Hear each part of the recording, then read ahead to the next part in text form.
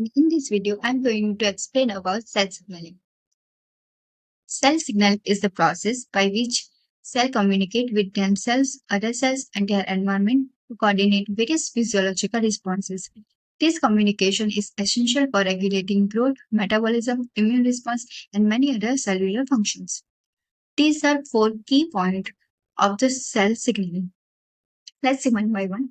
Signaling molecule. Signaling molecule are chemical substances that transmit the information between the cells. This signaling molecule goes and binds to the receptor and cause conformation change in receptor, which cause its activation. Receptors are protein molecules which are either located on the cell surface or inside the cells. After that, this activated receptor transmit the signal to the secondary messenger, which are small intracellular molecules or ions. The example of secondary messengers are cyclic AMP, cyclic GMP, IP3, DHE, calcium. After that, this secondary messenger activate the effectors with a molecule, protein, or enzyme is present within the cells and directly mediate the cellular response. Examples are adenyl cyclase, phospholipase C, MEK kinase, etc. Now let's see some example of signaling molecules. Hormones. There are two types of hormones, steroid hormone and peptide hormone. Steroid hormones are hydrophobic in nature, so they can directly diffuse across the plasma membrane and bind to intracellular receptors. Examples are cortisol, estrogen, and testosterone. Peptide hormones are hydrophilic in nature, so they cannot cross the plasma membrane, but they go and bind to the cell's surface receptor. Examples are insulin and ACTH. Neurotransmitters are also signaling molecules which transmit the signal across the synapses between the neurons. Nitric oxide is also a signaling molecule which diffuses rapidly across the cell membrane and regulates processes such as blood vesicle dilation. Prostaglandin and histamines are local transmitters which mediate inflammation and other tissue response. Last one is growth factors like epidermal growth factor and fibroblast growth factor which stimulate cell growth and differentiation. Now let's see the classification of extracellular signaling based on signal molecule. First one is endocrine. In this, cells secrete specific kind of signaling molecule which travel through blood and goes and bind to specific cell receptor. Second one is paracrine, in which cells secrete signaling molecule which goes and bind to the nearby cell receptors. Third one is autocrine, in which secreted signaling molecule goes and bind to its own receptor. Last one is juxtacrine, in which secreted signaling molecule bind to the cell receptor which is already physically connected. Now we are going to discuss of receptors. One is cell surface receptor, other one is intracellular receptors. Cell surface receptor include GPCR, ion channel link receptor, and enzyme link receptors. First, we are going to discuss receptors are present inside the cells, either in cytoplasm or nucleus. They are also called as nuclear receptors. This kind of receptor bind with the ligand, which are hydrophobic in nature as they directly diffuse across the plasma membrane. Example of such a ligand is steroid hormones, thyroid hormones, retinoids, and vitamin D. So here in this image, we can see plasma membrane and the intracellular receptors are present in either in cytoplasm or nucleus. When this ligand goes and bind to this receptor, they get dimerized and convert into active receptors. After that, they act as a transcription factor and start transcription of specific gene and synthesize specific protein. Second one is cell surface receptor. As the name suggests, they are present on the plasma membrane. This kind of receptor only bind with the molecule as they cannot cross the plasma membrane. These ligands are very specific for the specific receptor. Let's see the structure of one is extracellular ligand binding domain. As the name suggests, In this domain, specific ligand comes and bind. Second domain is transmembrane domain, which contain more than one alpha helix. And third one is intracellular domain, which is very important domain as it start further downstream process. Now we are going to discuss about various type of cell surface receptor. First one is GPCR, G protein coupled receptor. This GPCR involving various signaling pathway, so it can initiate different kind of pathway. Here in table, we can clearly see that there is different type of inhibitory G protein. As the G protein and cause different type of functions like metabolism, gene expression, muscle contraction, heart rate, etc. Now let's see how GPCR get activated in its inactive form. When the alpha subunit is bind with the beta gamma complex, it causes high affinity for GTP for alpha subunit. That's why it cannot get activated by random protein. But when the specific signaling molecule comes and bind to GPCR receptor, it causes conformation change in GPCR, which cause activation of this receptor, which leads to dissociation of GTP and binding of GTP. When GTP bind with alpha subunit, it get activated and it causes dissociation of beta gamma complex. When these two subunits get activated, it start further downstream processes and different kind of pathways. First pathway is cyclic AMP pathway. Regulate metabolism, glycogen breakdown, hormone secretion, cardiac function, neuronal activity, and immune response. So here we can see that this adenyl cyclase, which is effector enzyme, this adenyl cyclase convert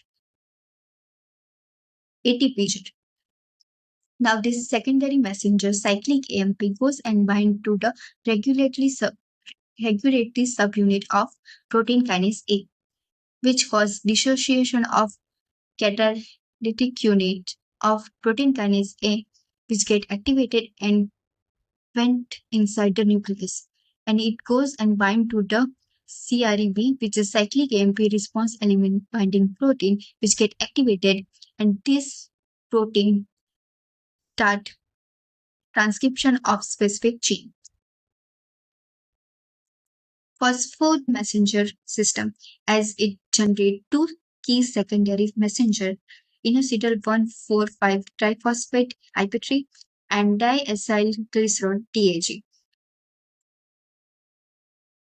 So now this activated G protein will C and this enzyme now and PI IP3 from this PIP2. These two DAG and IP3 are secondary messengers. Now this IP3 binds to the IP3 gated calcium release channels, which cause secretion of calcium from ER. This calcium ion activate the calmodulin and calmodulin dependent kinase, which regulate process such as metabolism, apoptosis, fertilization, memory, and immune response. Now this further DAG goes and bind to the PKC and activate this protein kinase C, which phosphorylate various target proteins, which leads to cell secretion, muscle contraction, cell proliferation, and differentiation. Second type of cell surface receptor is ion channel recognition and ion channel function within the same protein complex. It mediates fast synaptic transmission by converting chemical signal directly into electric signal. Examples are nicotinic acetyl-CoA receptor, GABA-A receptor, AMPA, and NMDA receptor, is generally present in the brain. So here we can see that the signaling at earlier gate was closed, but when this ligand comes and bind with this domain, it the gate get opened and it causes rapid transfer of the ion inside the cell, which ultimately cause either polarization or depolarization and start different cellular response. Now the third cell surface receptor is enzyme link receptor. This kind of receptor contain extracellular ligand binding domain and an intracellular catalytic domain, which mostly act as a kinases. This kind of receptor mediate relatively slow but sustained cellular response, which often involve in gene expression, cell growth, and differentiation. They are essential for development, immune response, and tissue repair. Now, there are three classes of enzyme link associated receptor, serine, threonine kinase receptors. Receptor tyrosine peptide growth factor, cytokines, and hormones. So it plays a crucial role in regulation of certain cellular processes like growth, differentiation, metabolism, and survival. So now let's see how there is two domain. One is ligand binding domain and another one is intracellular catalytic site. So when the specific ligand comes and bind with this receptor, they get dimerized and this catalytic site of the receptor autophosphorylate each other in the presence of ATP. In this way, this receptor get activated. So what are the major pathway can transduce the signal from this activated receptor tyrosine kinase? First one is RAS-MAP kinase pathway. Second one is PI3 kinase pathway. So let's see in detail the RAS-MAP kinase pathway. RAS-MAP kinase pathway. First, let's see about the RAS. They are binary molecular switch. The active form is RAS GDP. It get activated by GEF and get inactivated by GTPase activating protein, which are GAPs. So here we can see that as we know earlier that when the ligand comes and bind with this receptor tyrosine kinase, they other at a specific residue tyrosine. Here we can see that the RAS is present near the plasma membrane in its inactive form. So this GRB2 adapted protein comes and bind with this phosphorylate tyrosine residue, and it also recruit SOS, which is RAS GEF. As we see earlier, GEF convert the RAS into its inactive form. So here we can see that this SOS convert RAS GDP into RAS GTP. As this RAS get activated, it start further downstream signaling. Here we can see that this activated RAS GTP activate RAF, which cause serine threonine phosphorylation, which activate MEC, and this MEC cause tyrosine threonine phosphorylation. Ultimately, this MEC activate MAP kinase, which starts serine threonine phosphorylation of various protein, which leads to change in protein activity and also change in gene expression. Ultimately, this process leads to either cell proliferation, differentiation, survival, apoptosis, adaptation to the cell, etc. The second pathway is PI3 kinase. Recruit PI3 kinase. After PI3 kinase get activated, this kinase convert PIP2 into PIP3. This PIP3 act as a docking site for PDK1, AKT, which are the serine threonine kinase. So after that, this M.C2 comes and it phosphorylates the serine residue of AKT, which cause conformation change in AKT. Because of this conformation change, this PTK1 kinase phosphorylate the threonine residue of AKT. After this two phosphorylation, AKT get activated, which leads to phosphorylation of various target protein and promote cell survival, inhibit apoptosis regulates cell growth, metabolism, and immune responses. Let's see the receptor, which is tyrosine kinase associated receptor. Unlike receptor tyrosine kinase, it does not possess intrinsic enzymatic activity, but it associated with a separate non-receptor tyrosine kinase, which is mostly either genus kinase or SLC family, and mediate downstream signaling events. Here we can see that here we can see that receptors bound with the jet. When ligand comes and bind with this receptor, they got dimerized, and after that, this JAK kinase phosphorylate each other. After the phosphorylation, they get activated, and it causes phosphorylation of receptor tyrosine present here.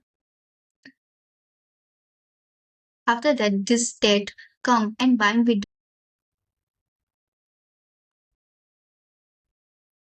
Then the phosphorylated JAK also phosphorylate this region of state.